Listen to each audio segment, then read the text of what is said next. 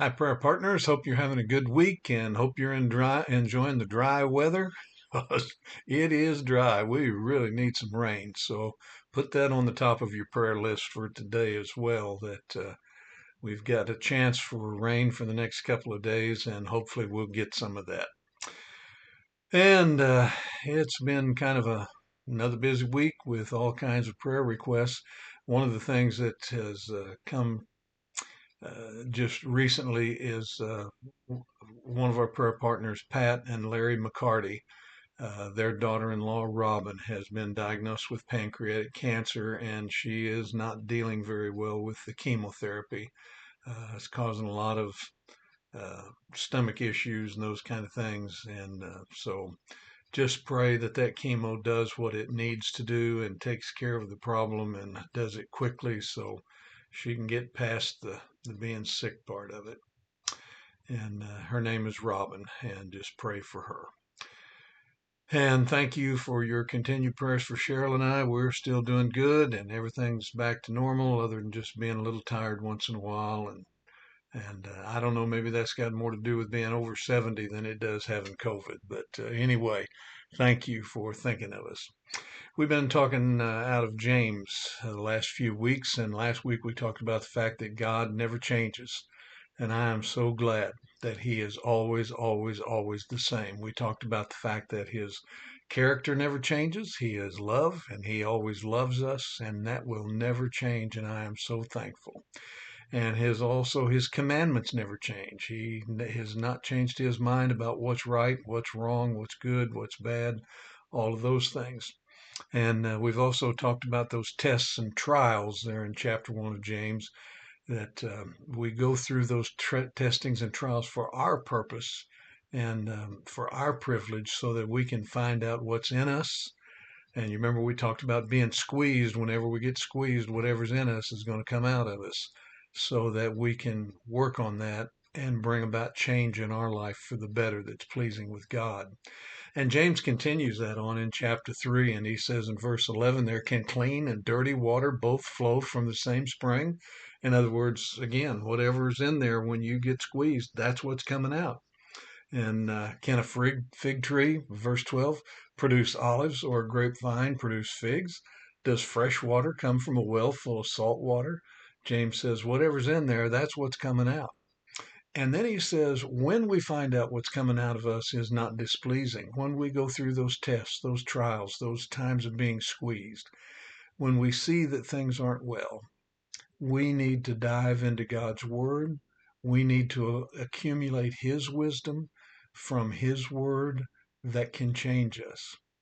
He says in verse 13 of chapter 3, are any of you wise or sensible?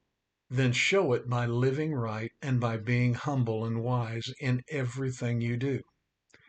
But if your heart is full of bitter jealousy and selfishness, don't brag or lie to cover up the truth. In other words, don't try to put on a false act to tell people you're really not the way you seem and those kind of things. Sounds like a lot of politicians, doesn't it? It says, verse 15, that kind of wisdom does not come from above. It is earthly and selfish and comes from the devil himself. And then he says in verse 16, whenever people are jealous and selfish, boy, there's a lot of that going around. And when we get squeezed, if that's what's in there, that's what we're going to find out. Whenever people are jealous and selfish, they cause trouble and do all sorts of cruel things. When we're being guided by earthly wisdom rather than godly wisdom, when we're being guided by what's popular, what's acceptable, what is the social norm, and all of those kind of things, whatever's politically correct, when we're guided by those things, he says there it causes trouble and causes all sorts of cruel things to happen.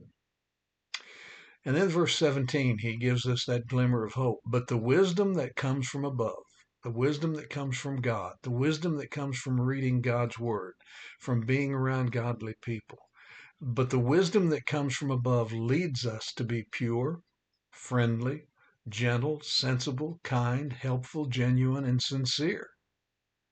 That's what God's word produces in our heart, not selfishness and cruelty, but again, friendliness, gentleness, sensibility, kindness, helpfulness, genuine and sincere.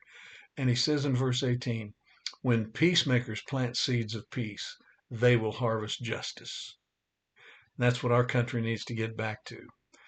We need to be planting seeds of peace by the way we live, by the way we treat others, by the way we interact with each other. And he says when that happens, it will produce a harvest of justice. And my, how we need that in our world today, and especially in our nation. So, as we're approaching election time, all those ads on TV, I want to just challenge you next time you see those political ads on TV, are the candidates talking about things that are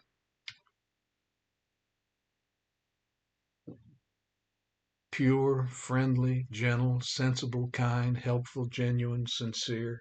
Are they really magnifying and amplifying those characteristics in their life, or are they just being selfish and tearing down the other person? He says there, wisdom that comes from above, from God, that's going to lead you to be friendly, gentle, sensible, kind, helpful, genuine, sincere. That's the qualifications I'm looking for in the candidates to vote for. And unfortunately, I haven't seen a lot of that from any side. So we need to plant those seeds of peace and harvest justice. We don't need that salt water coming out of a freshwater well. We need, when we get squeezed, to see the character of God in our lives. Thank you again for your prayers. Thank you for your continued love and concern. Oh, yes, I'll be preaching at Blue Ridge Baptist Church this Sunday, so pray for that. Pray for God to move among those people, and pray that I plant seeds of peace among those people. God bless. Have a great week. Bye bye.